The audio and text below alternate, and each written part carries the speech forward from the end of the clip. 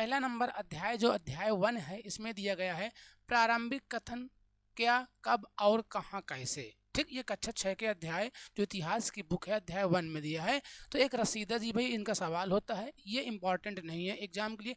जो भी point important होगा भाई मैं वही पॉइंट पढ़ूंगा सिर्फ। ठीक, चलिए तो इसमें हम देखेंगे अतीत के बारे में हम क्या जान सकते हैं। इसमें अतीत के बारे में हम क्या जान सकते हैं। ठीक, अतीत के बारे में बहुत कुछ जाना जा सकता है, जैसे लोग क्या खाते थे, कैसे कपड़े पहनते थे, किस तरह के घरों में रहते थे। हम आखेटकों, आखेटकों का मतलब शिकारियाँ हो भाई, जो शिकारी होते हैं वो उन्हें कहते हैं। पशुपालकों, कृषकों, शासकों, व्यापारियों, पुरोहितों, ठीक, शिल्पकारों, कलाकारों, संगीतकारों या फिर वैज्ञानिकों के जीवन के बारे में जानकारियाँ हासिल कर सकते हैं।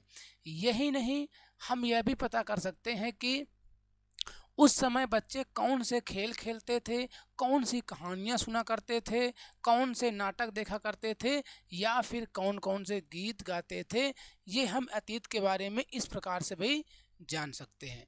ठीक, अब देखो जो अगला है, लोग कहाँ रहते थे। अतीत के बारे में अगर हम जाने कि भाई लोग कहाँ रहते थे और कैसे रहते थे। ठीक, तो मानचित्र ये दिया गया, आगे मैं भी दिखाऊंगा आपको। मानचित्र दिया गया है, उसमें नर्मदा नदी है। क्या है उसमें, आपको नर्मदा नदी ढूंढना है। ठीक, अब यह किस लिए इम्पोर्टेंट है भाई नर्मदा नदी। यहाँ पर जो है ना, कई लाख वर्ष पहले से, कई लाख वर्ष पहले से लोग इस नदी के तट पर रह रहे हैं। यानी कि नर्मदा नदी के तट पर कई लाख वर्ष पहले से रह रहे हैं। यहाँ रहने वाले आरंभिक लोगों में से कुछ कुशल संग्राहक थे। क्या थे, कुशल संग्राहक थे। ठीक, जो आसपास के जंगलों की विशाल संपदा से परिचित थे। अपने भोजन के लिए वे जड़ों, फलों, जंगल के अन्य उत्पादों का यही से संग्रह किया करते थे। वे जानवरों का आखेट यानी कि शिकार भी करते थे।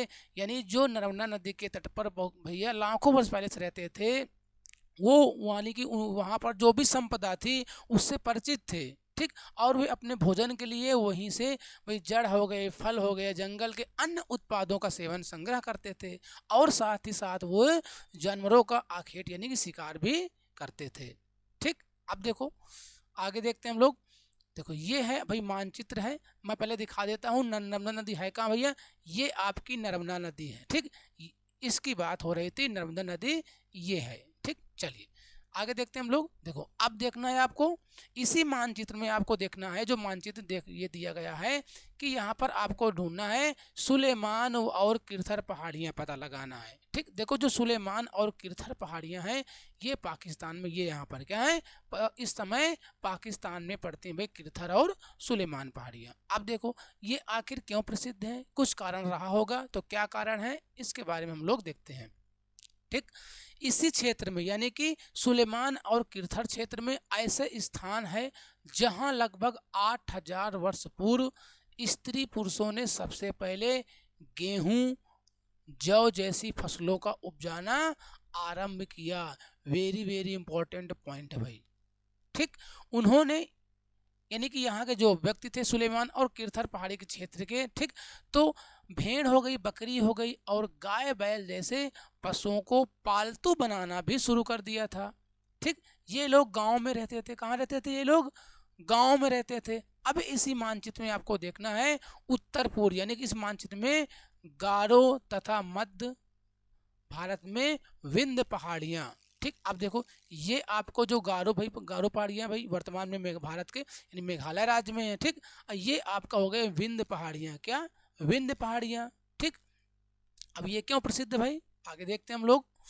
ठीक, ये कुछ अन्य ऐसे क्षेत्र हैं यानी कि गारो पहाड़ियाँ और विंध्य पहाड़ियाँ जो हैं ऐसे क्षेत्र हैं जहाँ कृषि का विकास हुआ। क्या, यहाँ पर कृषि का विकास हुआ भैया। ठीक, जहाँ सबसे पहले चावल उपजाया गया वे स्थान विंध्य के उत्तर में स्थित है। यानी कि जहाँ पर सबसे पहले चावल उपजाया गया था वो ये जो विंध्य है इसके उत्तर में स्थित है। ये बात दिया गया है मानचित्र में। ठीक, चलिए आगे हम लोग देखते हैं। ठीक, अब देखो यही मानचित्र में आपको देखना है सिंधु व इसकी सहायक नदियां भाई देखना है कहाँ है सिंधु व इसकी सहायक नदी। तो देखो भाई ये आपकी सिंधु नदी हो गई, कहाँ, ये सिंधु नदी हो गई, ये इसकी सहायक नदियां हो गई, झेलम नदी हो गई, चिनाब नदी हो गई, रावी नदी हो गई और सतलज नदी, ये इसकी सहायक नदियां हैं। ठीक, अब इसके बारे में क्या इंपॉर्टेंट है देखते हैं हम लोग। सहायक नदियां उन्हें कहते हैं जो एक बड़ी नदी में मिल जाती है।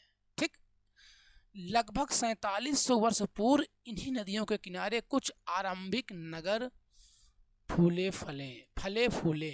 ठीक, 4700 वर्ष पूर्व की बात हो रही है जो आरंभिक नगर हैं, यानी कि सिंधु नदी के जो सहायक नदियां हैं इन्हीं के आसपास भैया फूले फले।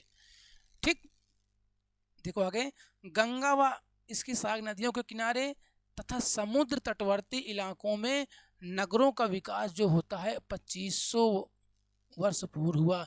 अगर आपसे पूछा जाए कि भाई गंगा व उसकी सहायक नदियों के किनारे तथा समुद्र के तटवर्ती इलाकों में ठीक नगरों का विकास कब होता है तो 2500 वर्ष पूर्व होता है। लेकिन जो सिंधु नदी है और उनकी सहायक नदियों के भाई जो किनारे वो 4700 वर्ष पूर्व वहाँ पर भाई नगर, बड़े बड़े नगर हुए और वहाँ पर ये हुआ। ठीक है, चलिए आगे क्या इंपॉर्टेंट है, गंगा तथा इसकी सहायक नदियाँ, सोन नदी। अब हम देखो यहाँ सोन नदी देखते हैं भाई, कहाँ है सोन नदी, ये आपकी हो गई सोन नदी। ठीक, ये आपकी हो गई ये सोन नदी, ये यहाँ पर दी गई है। ठीक, गंगा की सहायक नदी सोन नदी है। इसके बारे में देखें क्या इंपॉर्टेंट भाई, चलिए। गंगा के दक्षिण में इन नदियों के आसपास का क्षेत्र प्राचीन काल में मगध, यानी कि जो गंगा नदी है इनके दक्षिण में, ठीक दक्षिण में जो इनकी सहायक नदियां थी जैसे सोन नदी हो गई, तो इनके आसपास क्षेत्र में प्राचीन काल में मगध, यानी कि जो वर्तमान बिहार में है, मगध नाम से जाना जाता था। जो मगध है वर्तमान बिहार राज्य में पड़ता है। इसके शासक बहुत शक्तिशाली थे और उन्होंने एक विशाल राज्य स्थापित किया। देश के अन्य हिस्सों में भी ऐसे राज्यों की स्थापना की गई थी। ठीक, चलिए अब देखो ये इंपॉर्टेंट नहीं है तो इसके बारे में आप देख सकते हैं भाई, ये इंपॉर्टेंट नहीं है आपके एग्जाम के लिए। ठीक, अब देखो लोग यात्राएं क्यों करते थे, ये भी एग्जाम के लिए भाई इंपॉर्टेंट नहीं है, तो इसको हम नहीं पढ़ रहे हैं। अगर आपको पढ़ना है तो इसको आप पढ़ सकते हैं। चलिए आगे देखते हैं, देश के नाम। क्या, देश के नाम अपने देश के लिए प्रायः इंडिया तथा भारत जैसे नामों का प्रयोग करते हैं। देखो जो हमारे संविधान में हम यानी कि देश का नाम है वो इंडिया है, यानी कि भारत भी है, दोनों सा है, इंडिया और भारत दोनों है। ठीक, इंडिया शब्द इंडस से निकला है जिसे संस्कृत में सिंधु कहा जाता है। ठीक, अपने एटलस में ईरान और यूनान का पता लगाओ। आप एटलस हो तो आप ईरान देखो और यूनान कहाँ है। ठीक, लगभग 2500 वर्ष पूर्व उत्तर पश्चिम की ओर से आने वाले, यानी कि ये जो मान लो ऐसे भारत है, ये उत्तर पश्चिम से, ठीक उत्तर पश्चिम से आने वाले जो ईरानी और यूनानी थे। ठीक, ईरानी और यूनानियों ने सिंधु को हिंदोस अथवा इदोस और इसी नदी के पूर्व में स्थित भूमि को, यानी भूमि जो प्रदेश को इंडिया कहा। क्या कहा, इंडिया कहा। ठीक है भैया, भारत नाम का प्रयोग उत्तर पश्चिम में रहने वाले लोगों को एक समूह के लिए कहा जाता था, किया जाता था या कहा जाता था। इस समूह का उल्लेख संस्कृत की आरंभिक कृत यानी ऋग्वेद में भी मिलता है। जो भरत भैया थे उनके जो राजा थे है ना, उस समूह के, उन्हीं के नाम पर भैया ये नाम भारत पड़ गया था। ठीक, चलिए अब देखो ये इंपॉर्टेंट है, इधर देखो ताड़पत्रों से बनी पांडुलिपि का एक पृष्ठ है। ठीक, ताड़पत्र क्या होता है भाई, देखो यह पांडुलिपि लगभग 1000 वर्ष पहले लिखी गई थी। किताब बनाने के लिए ताड़ के पत्तों को काटकर उनके अलग अलग हिस्सों को एक साथ बांध दिया जाता था। ठीक, भूर्ज पेड़ की छाल से बनी ऐसी ही एक पांडुलिपि को तुम यहाँ देख सकते हैं। जो भूर्ज का जो पेड़ है वो हिमालय क्षेत्र में पाया जाता है। ये है भाई पांडुलिपि, क्या है, यही है आपकी पांडुलिपि। ठीक भैया, चलिए चलिए आगे क्या है, ये इंपॉर्टेंट नहीं है भाई, आगे हम लोग देखेंगे क्या इंपॉर्टेंट है। चलिए इसको देख लो, यहां से देख लो भाई, ये पांडुलिपियां प्रायः ताड़पत्रों अथवा हिमालय क्षेत्र में उगने वाले भूर्ज नामक पेड़ की छाल से विशेष तरीके से तैयार भोजपत्र पर लिखी मिलती हैं। ठीक, यहाँ से ये इंपॉर्टेंट है पांडुलिपि के बारे में। आगे देखते हैं हम लोग। ठीक, इतने वर्षों में इनमें से कई पांडुलिपियों को कीड़े ने खा लिया था, कुछ नष्ट हो गई, कर दी गई, फिर भी ऐसी कई पांडुलिपियां आज भी उपलब्ध हैं, वर्तमान में भी उपलब्ध हैं। प्रायः ये पांडुलिपियां मंदिरों और बिहारों में प्राप्त होती है। कहाँ प्राप्त होती हैं? मंदिरों और बिहारों में। ठीक, इन पुस्तकों में धार्मिक मान्यताओं व व्यवहार, राजाओं के जीवन हो गया, औषधियाँ तथा विज्ञान आदि सभी प्रकार के विषयों की चर्चा मिलती है। यानी कि जो पांडुलिपियाँ हैं उनमें भाई धार्मिक मान्यताओं की चर्चा मिलती है, वहाँ मतलब लोग कैसे व्यवहार करते थे, ठीक, राजा का जीवन कैसा था, औषधियों के बारे में, विज्ञान के बारे में, सभी प्रकार के विषयों की चर्चा हमें पांडुलिपियों से मिलती है।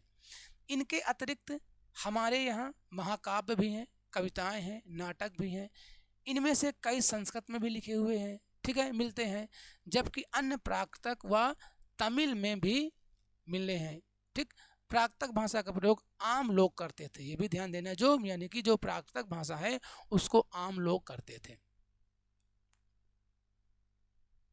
आगे देखते हैं, हम अभिलेखों का भी अध्ययन करते हैं ना। ठीक, आपने अगर पढ़ा हो तो अशोक के जो अभिलेख हैं, ठीक, ऐसे लेख पत्थर अथवा धातु जैसी अपेक्षाकृत कठोर सतहों पर उत्कीर्ण, यानी जो अभिलेख थे वो धातुओं अथवा पत्थर यानी कि कठोर सतहों पर उत्कीर्ण किए गए मिलते हैं।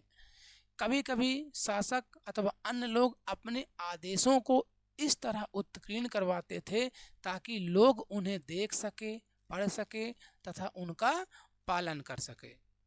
कुछ अन्य प्रकार के अभिलेख भी मिलते हैं जिनमें राजाओं तथा रानियां सहित अन्य स्त्री पुरुषों ने भी अपने कार्यों के विवरण उत्कीर्ण करवाए हैं। ठीक है, उदाहरण के लिए अगर हम बात करें, शासक लड़ाइयों में अर्जित विजयों का लेखा जोखा रखा करते, यानी जो अभिलेख थे, है ना, मान लो कोई भी राजा हुआ, वो मान लो कि कोई युद्ध जीता तो उसके बारे में उसने उत्कीर्ण करवा दिया भाई पत्थरों में या कोई धातुओं में, और उसको लगवा दिया, है ना। ठीक, ये था, ये अभिलेख के बारे में दिया गया है। ठीक, चलिए इस देखो, इधर देख लो भाई, लगभग 2250 वर्ष पुराना है जो ये जो अभिलेख दिया गया, कितना वर्ष पुराना है? 2250 वर्ष पुराना है भैया। ठीक, अभिलेख वर्तमान अफगानिस्तान के कंधार से प्राप्त होता है। ठीक, कहाँ से? कंधार से प्राप्त होता है, जो कि ये अशोक का अभिलेख है। यह अभिलेख अशोक नामक शासक के आदेश पर उत्कीर्ण किया गया था। किसके? अशोक का भैया अभिलेख है, कंधार, जो अफगानिस्तान में पड़ता है। ठीक, बाकी इस शासक के बारे में आगे हम अगले अध्याय में पढ़ेंगे। ठीक है, अध्याय नंबर 7 में। ठीक, चलिए देखो इस अभिलेख में क्या है भाई, यह जो अभिलेख है इस क्षेत्र में प्रयुक्त होने वाली जो लिपि थी, यूनानी और आर्मेइक नामक दो भिन्न भिन्न लिपियों अथवा भाषाओं में है। यानी कि जो कंधार में पाया गया अभिलेख है, इसमें दो लिपि पाई जाती हैं, यूनानी और आर्मेइक लिपि। यही एक ऐसा अभिलेख था अशोक का जो ये दो लिपियों का प्रयोग किया गया था। ठीक, चलिए ये इंपॉर्टेंट नहीं है आपके लिए एग्जाम के लिए, तो ये हमने आपको नहीं पढ़ेंगे। ठीक है, आगे हम लोग देखते हैं।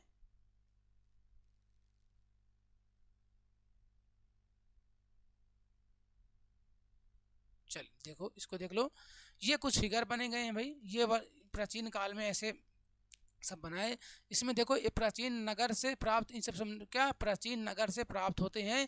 इस तरह के पात्रों का प्रयोग 4700 वर्ष पूर्व होता था, है ना।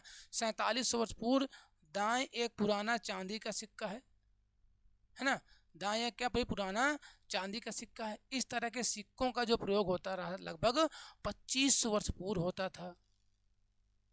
ठीक, चलिए देखो, ये जो आपके दिया गया है क्या पुरातत्वविद जो आपके अभिलेख हैं इनके बारे में हम लोग थोड़ा देख लेते हैं। क्या किसमें दिया गया है का अध्ययन, अगर इनका अध्ययन करें तो वे औजारों हो गई, हथियारों, बर्तनों, आभूषणों तथा सिक्कों के प्राप्ति के लिए छानबीन तथा खुदाई भी करते हैं। कौन? पुरातत्वविद की बात हो रही है। जो पुरातत्वविद होते हैं वो भैया ठीक वो औजारों हो गए, हथियारों, बर्तनों जो भी वहाँ से प्राप्त होते हैं उनकी छानबीन खुदाई भी करते हैं। इनमें से कुछ वस्तुएं पत्थर की, पकी मिट्टी तथा कुछ धातु की बनी हो सकती हैं। ठीक है, ऐसे तत्व कठोर अथवा जल्दी नष्ट नहीं होने वाले होते हैं। ठीक, जो पुरातत्वविद होते हैं भाई ये इम्पॉर्टेंट नहीं है लेकिन मैं पढ़े दे रहा हूँ। जानवरों हो गया, चिड़िया हो गई, मछलियाँ की हड्डियाँ भी ढूंढते हैं भाई। ठीक है, चलो इसको छोड़ो, आगे देखते हैं हम लोग। ठीक, आगे देखते हैं क्या इंपॉर्टेंट एग्जाम के लिए।